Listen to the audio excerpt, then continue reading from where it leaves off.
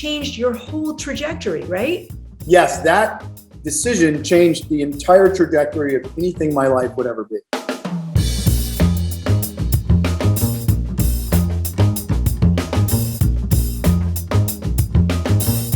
All right, so Ian Somerhalder, what is your drink? You chose your own drink for the occasion, right? Yeah, literally, right? I get to drink this with you.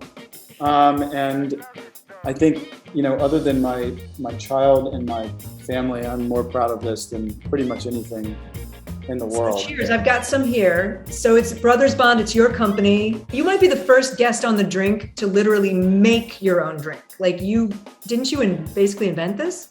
Yeah, Paul and I blended this literally in this room and in my kitchen. Paul being your co-star, your brother. Yeah, Paul Wesley. Paul Wesley and I have been talking about this since like season 2 of the Vampire Diaries. The brothers bonded on screen over bourbon. And then Paul and I bonded off screen over bourbon. Paul likes to remind me it was the only way he could tolerate me, which I'm sure there's some truth. So this is, been in our togetherness for 12 years. I want to ask you about your childhood because honestly, researching, like looking into you to talk to you today, I don't find a whole lot about how you grew up, how you became a model. You're from a small town in Louisiana. Yeah. How does the kid from the bayou end up in Hollywood? My mom used every dollar we ever had to get me modeling and acting classes at 10 years old. And then we went to this convention. It was in Hilton Head, South Carolina. There's all these little events that kids have to do. You have to write and recite a commercial, on a stage in front of all these judges and people. And I went there and I won every single award. And I got a 3-year contract with Ford Models. And then you ended up going to Europe, right? When you were older, like in your older teens? 5 days after my 16th birthday, I got on a plane, flew to New York. Shot literally 12 pages in a major fashion magazine. And then immediately after that, moved to Milan. And, at 17, I had an apartment in Milan, one in Paris, and one in New York. Seriously? Yeah, it was a wild time.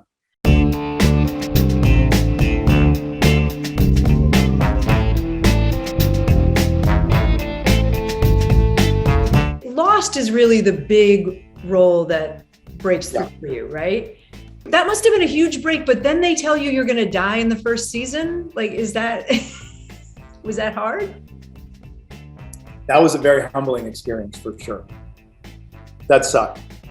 But I got it.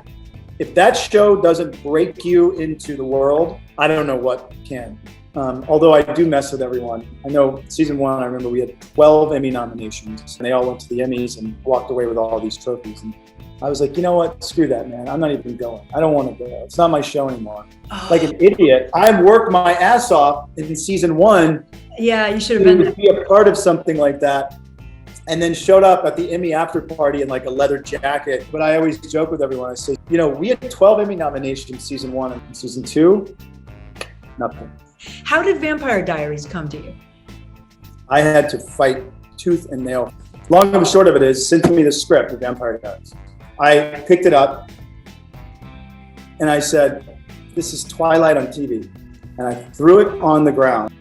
2 days later, I realized, because I read the pilot, and I realized, this is really freaking awesome. And this character is unbelievable. This guy has the potential to be the coolest character on television.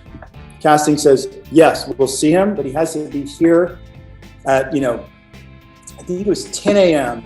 on the dot. I was in Vegas at the time with my family. Now it's 11 o'clock at night, and I'm thinking, oh my God, I have 8 pages of sides of the script that I have to know for the show now that I really want.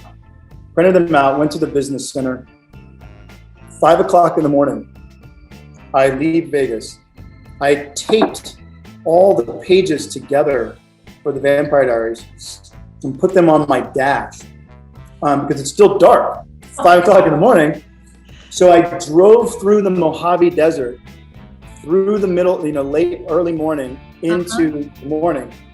That is where I literally worked on and came up with the character of Damon Salvatore. Are you driving the car while reading? Driving the car. Oh, and at warp speed, because I knew I was going to hit traffic. So I'm going like 100 miles an hour. Not super safe. Totally, no. I'm a dad now. I wouldn't do that shit now. The drink is about how you got where you are. That changed your whole trajectory, right? Yes, that decision changed the entire trajectory of anything my life would ever be.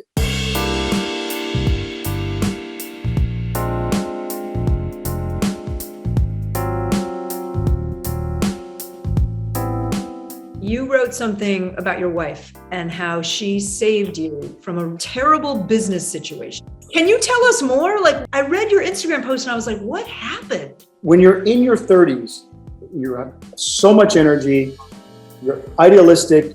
Listen, I don't have a college degree. I don't have a PhD or an MBA.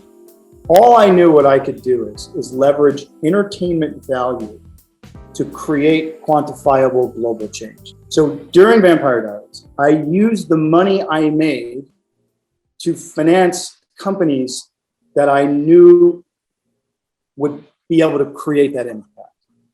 Now, the thing about it is going back to that little thing is, I was not a businessman. I was so busy. I was the star of a TV show. I worked 100 hours a week and I flew between 60 and 90 flights a year. What were you not seeing? I wasn't seeing that I made personal guarantees that far exceeded my own net worth. And it was a tremendous amount of capital. I'm asking you about this because that could have been crushing. What do you mean could have been? It was. It was crushing. It destroyed my life, destroyed my health. It wreaked, unbelievable havoc on the life of my wife and my family. But we got through it as a team, spearheaded by my wife. Yeah. Because she spent 2 years negotiating this deal out.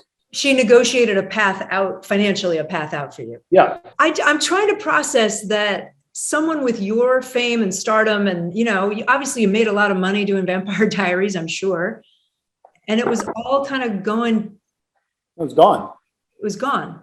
Yeah. Did someone take advantage of you, of your stardom? Yeah, I had my eye off the ball. I trusted people that should have never been trusted.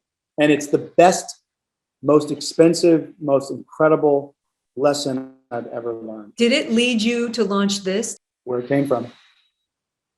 That's where Brothers Bond came from. I wonder whether you also created this bourbon so that you could fuel your environmental work. You're taking part of what you're earning from all the Vampire Diary fans who are buying your bourbon, right? And you're putting it into sustainable agriculture. You have to do well and do good at the same time. Ian, can we do a quick lightning round? Yeah. Okay, ready? Yeah. Weirdest thing about you? I don't know. I had better penmanship with my toes than with my hands. What? That's weird. Okay, best advice you ever got? In life, if you do not seek humility, it will find you. It just depends on how it finds you. Worst advice you ever got? Sign this personal guarantee. What's next for you? Being the best father, and being the best husband, and being the best son in the world. Well, that's a beautiful way to end. Cheers to that. Amen. Thank you. Thanks, Kate.